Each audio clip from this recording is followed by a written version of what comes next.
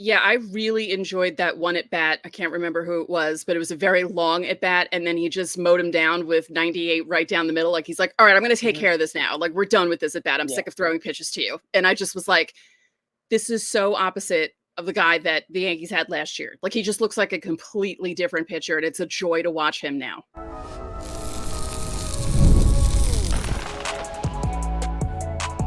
You are Locked On Yankees, your daily New York Yankees podcast. Part of the Locked On Podcast Network, your team every day. Welcome to Locked On Yankees, which is part of the Locked On Podcast Network, your team every day. Thank you for making us your first listen every day. I'm one of your hosts, Stacey Gotsulias.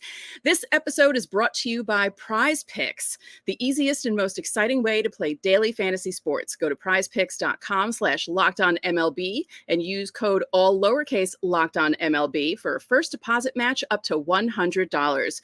With me as usual is my co-host, Brian McKeon. Brian, how are we doing? Good. Solid win, and I'm really happy for Carlos Rodón.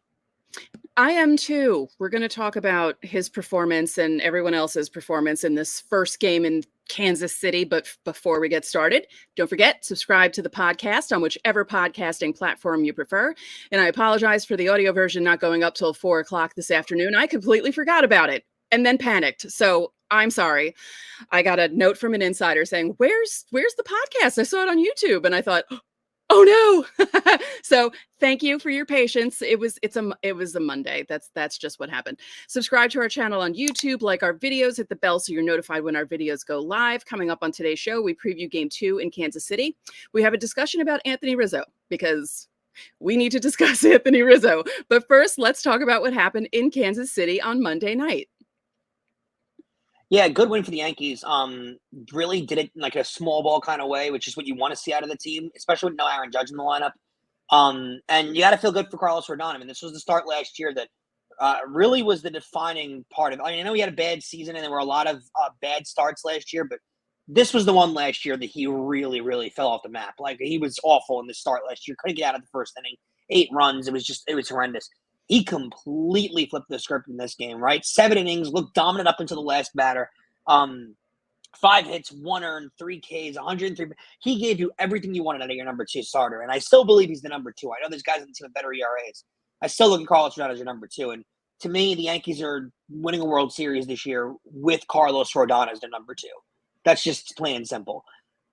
Yeah, they were that good today, though. Yeah, I really enjoyed that one at bat. I can't remember who it was, but it was a very long at bat. And then he just mowed him down with 98 right down the middle. Like he's like, all right, I'm going to take care of this now. Like we're done with this at bat. I'm sick of throwing pitches to you. And I just was like, this is so opposite of the guy that the Yankees had last year. Like he just looks like a completely different pitcher. And it's a joy to watch him now. Well, that's what he did when he was in San Francisco, right? And when he was in Chicago too. He was a no-nonsense pitcher that went out there 1, 2, 3, struck you out. He didn't throw a lot of balls. He didn't want to throw a lot of balls. He wanted to go deep into games and get out of the games with not a lot of pitches. And he was doing that in San Francisco. He was doing that in Chicago, and that's I think what the Yankees wanted.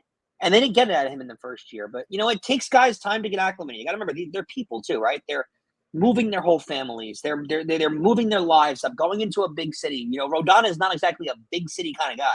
I know he played in Frisco and in Chicago, but his personality is not a New York type personality. So you look at all those things combined and realize he also didn't have a spring training last year. He came in the middle of the year hurt. He was out most of the year. He wasn't familiar with the team, wasn't familiar with the clubhouse. He was working out. He moved to New York City and then was working out in Florida up until mid-June. There's a lot of different things that go into this. And he comes to the team in July. He doesn't perform well. He has back and forth starts. He's on and off the IL. And he had a bad year last year, and he'll be the first one to tell you that. But as it's gone this year, he's been unbelievable. He's been, one of their rocks, and one of the reasons their starting pitching staff is as good as it's been. He goes deep into games, and to me, again, if you're going deep into the playoffs, he's your number 2 behind Garrett Cole. Yeah, it was a good start. They needed it, and I enjoyed what the offense did. Like you said, a lot of small ball, singles, bunts. I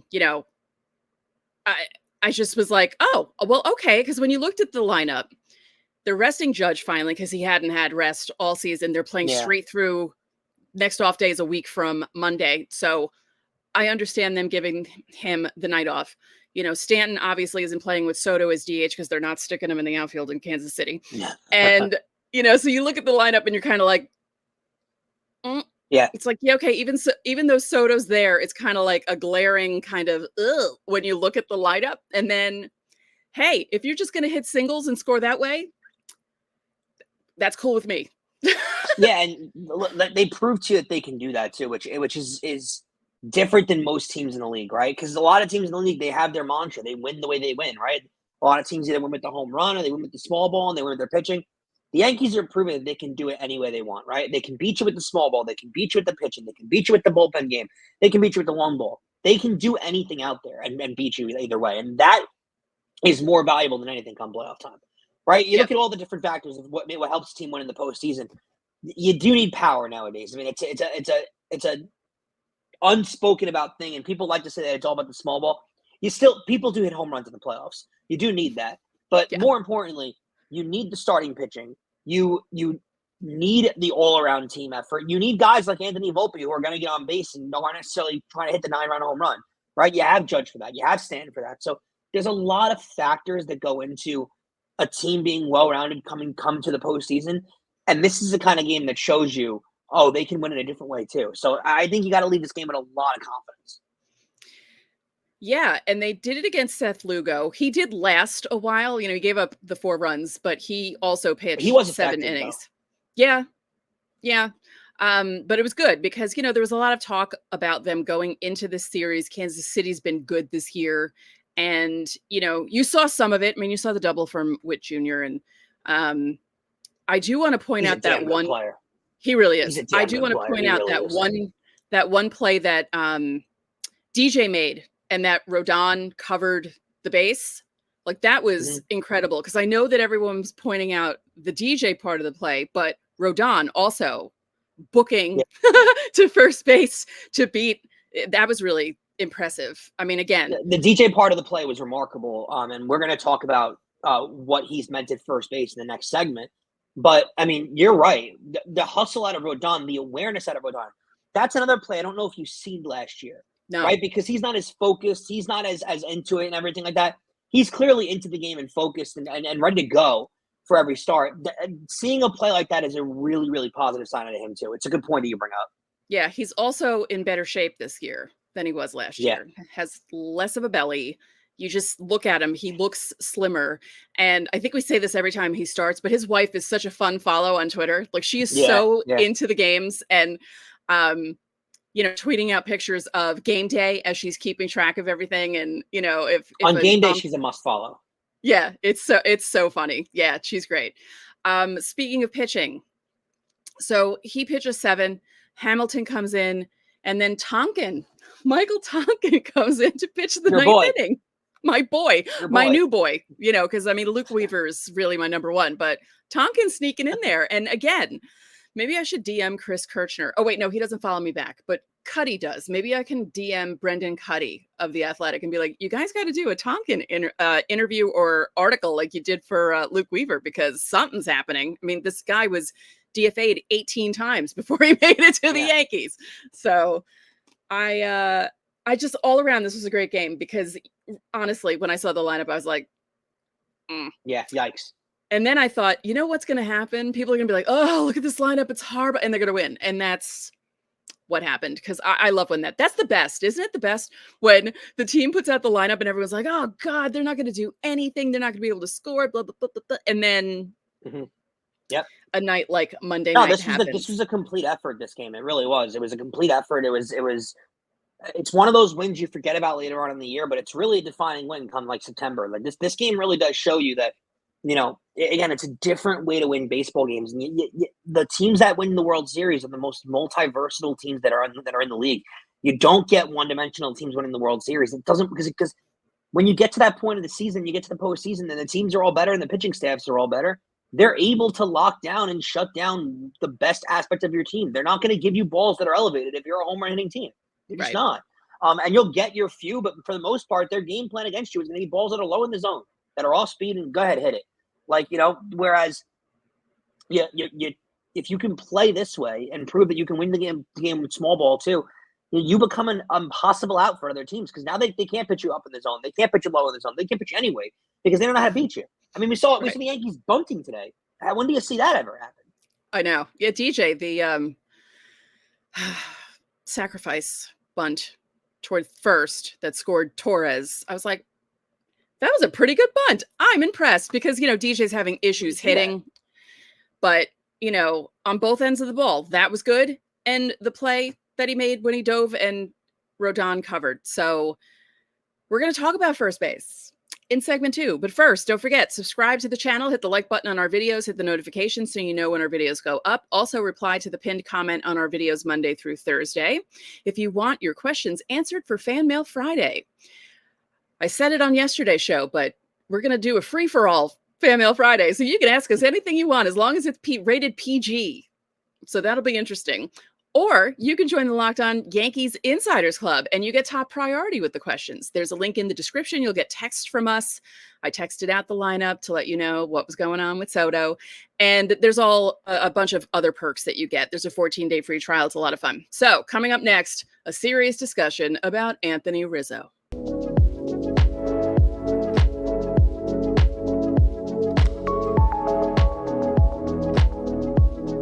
Spring has sprung, and that means spring cleaning. Whether that means stocking up on cleaning supplies or swapping out your winter clothes for new spring clothes, make sure you're using Ibotta and get real cash back with every purchase. Ibotta is a free app that gives you the most cash back every time you shop on hundreds of items from groceries to beauty supplies to toys. So you can make sure you're beating inflation no matter what you're purchasing. The average Ibotta user earns $256 per year. That can cover the cost of an entire shopping trip, that flight you've been eyeing, or the fancy dinner you've been craving. Other apps give you points that don't amount to much, but with Ibotta, you just add your offers in the app, upload your receipt, and you get real cash that you can cash out to your bank account, PayPal, or gift cards. Join the 50 million users and earn cash back every time you shop from over 2,700 brands and retailers, including all your favorite grocery stores, Lowe's, Macy's, Sephora, Best Buy, and more. Right now, Ibotta is offering our listeners $5 just for trying the app by using the code LOCKEDONMLB when you register. Just go to the App Store or Google Play Store and download the free Ibotta app to start earning cash and use code LOCKEDONMLB. That's IBOTTA in the Google Play Store or the Apple App Store and use code LOCKEDONMLB. We're already over 50 games into MLB season, so don't miss your chance to add your favorite players from the diamond in your PrizePicks entries. Whether it's strikeouts, RBIs, or first inning runs, take your pick of more or less and add them to your PrizePicks entries today. PrizePicks is the best way to get action on sports in more than 30 states across the country, including California, Texas, and Georgia. Testing my skills on PrizePicks this baseball season is the most exciting way to play daily fantasy sports. If you have the skills, you can turn $10 into $100 with just a few taps. Quick withdrawals, easy gameplay, and an enormous selection of players and stat types are what make PrizePicks the #1 daily fantasy sports app. Download the app today and use code LOCKEDONMLB for a first deposit match of up to $100. That's code one word LOCKEDONMLB for a $100 first deposit match.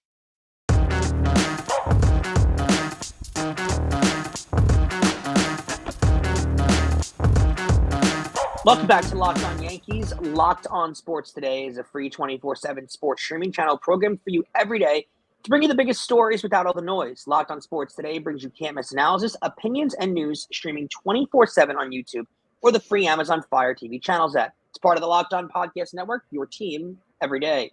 And don't forget that you can catch every pitch of the Yankees' hometown broadcast with SiriusXM. All you got to do is download the SXM app.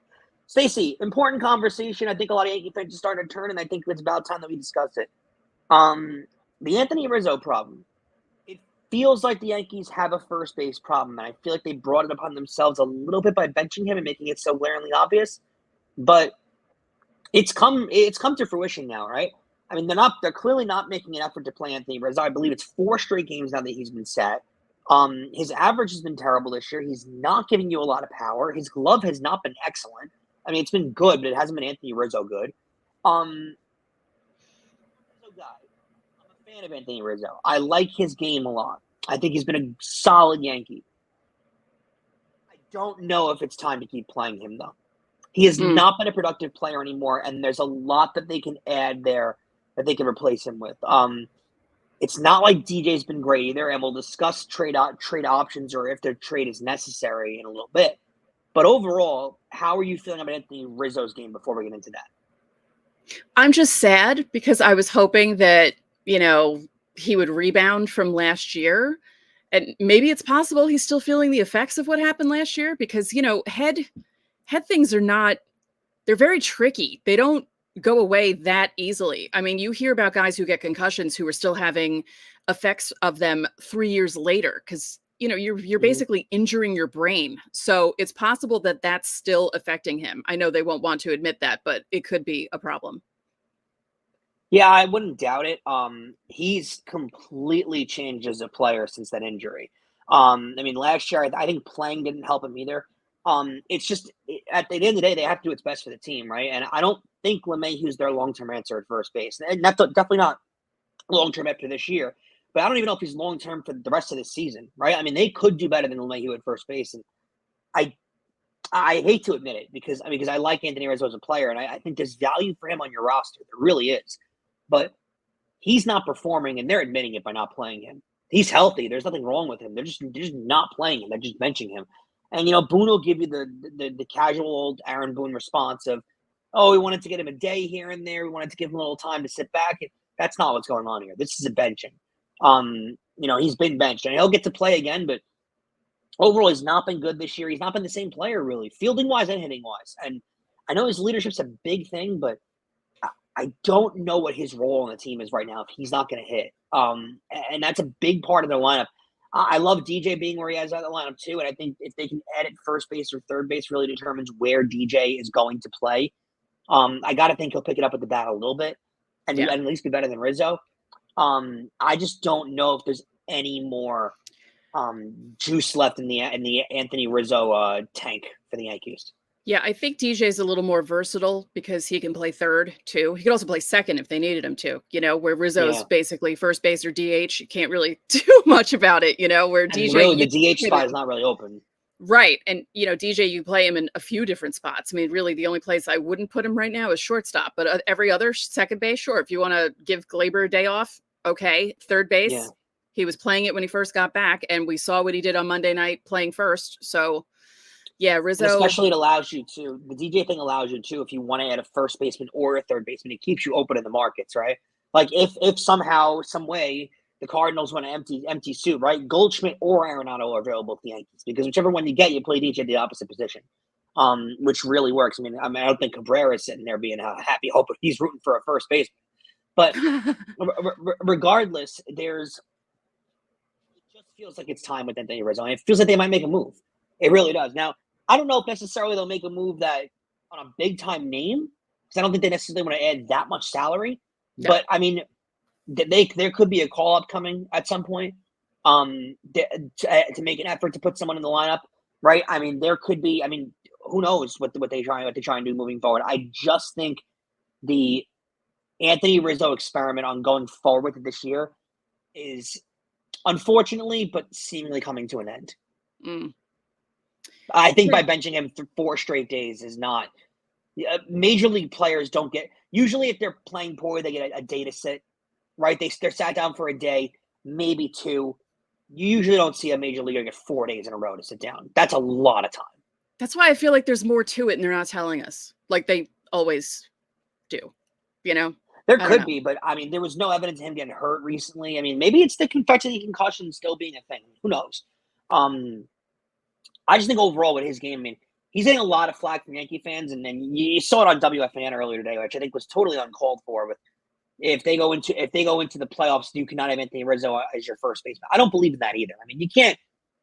This guy is a World Series champion. All right, he was one of the best players on a World Series winning team. You can't undermine his career and what he means to a team and what he means to a roster. He still is one of the top players. He's a very, very, very well respected player in all of baseball. But at a certain point, the Yankees have to make baseball moves. You can't keep a guy on the roster and can't keep a guy playing if he's not going to play at a level. They loved Aaron Hicks. They loved him for years. Aaron Hicks was one of Cashman's many golden childs, right? He loved Aaron Hicks. And they did everything by Aaron Hicks to try and make Aaron Hicks succeed, right? At a certain point, they cut him. They couldn't have him on the roster anymore. There's plenty of guys that are like that. Greg Bird. Greg Bird was another unicorn they wanted for so long to work out.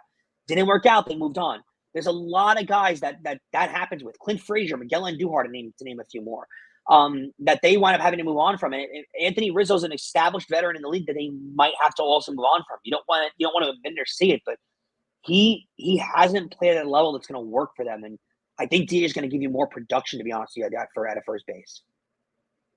Yeah, I think so. I was thinking of them platooning, and maybe adding them together would make a full MLB first baseman. You know what I mean? Lefty, righty, one of them's batting like 220, the other one's batting 210. It's like, oh, okay. So if that were one guy, they'd be batting 330. Cool. I don't know. I just think it's a bummer. Tough. I just think it's a bummer. No, I like him, and I feel bad that he's not, because he wanted to come back from that injury and be okay. And that he wanted to come back from the season that he had, because he was the best hitter in baseball before he hurt his head. He was carrying the team, he was batting over 300. He looked amazing before he got hurt. And then, he gets hurt, and then Judge gets hurt, and then the season just falls apart with, and I know that he probably feels partly responsible for how bad 2023 went for the Yankees. And he probably wanted to come back and do something to help the team. And, we say it all the time that this team is doing all this stuff without Garrett Cole, and they did stuff the first month without Aaron Judge, and they were doing things in May without Anthony Rizzo. So. Yeah, you're right. No, and he was hitting decently in April too. That's why I thought, like, all right, he could have a resurgence here, but the power is completely vanished. The fielding's not there. I mean, he's a different player, and he's not old. So no. It could be, the injury effects, but at a certain point, they can't continue to keep trotting him out there if he's going to hit this way. Right. They just can't. So we'll see. I don't know if they're going to be adding. I don't know what they'll add. I don't know where they'll add. There's a lot of articles that are starting to pop up of what they'll do at the trade deadline, because it feels like every year they seem to be a really big trade deadline partner. But I don't know if there's necessarily a move they're dying to make this offseason. I think it's more of just not this offseason, this midseason. It's really more of just shoring up the roster and getting set for a playoff run. Right. Coming up next, speaking of the playoffs, will the Royals make it? Maybe, with the record they have. We're going to preview Game 2 of the series.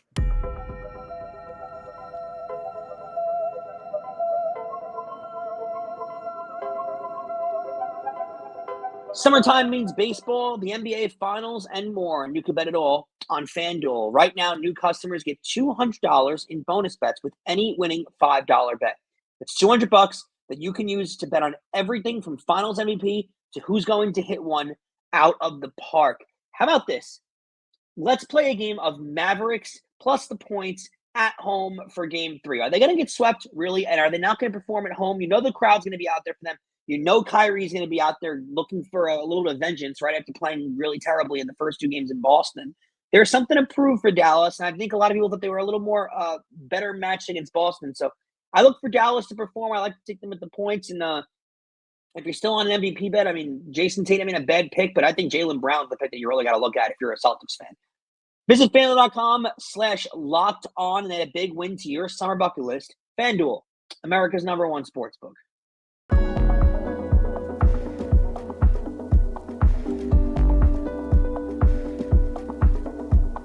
Locked On has launched the first ever national sports 24/7 streaming channel on YouTube, and now it's also available on Amazon Fire TV in the free Fire TV Channels app. Locked On Sports Today is here for you 24/7, covering the top sports stories of the day with the local experts of Locked On, plus our national shows covering every league.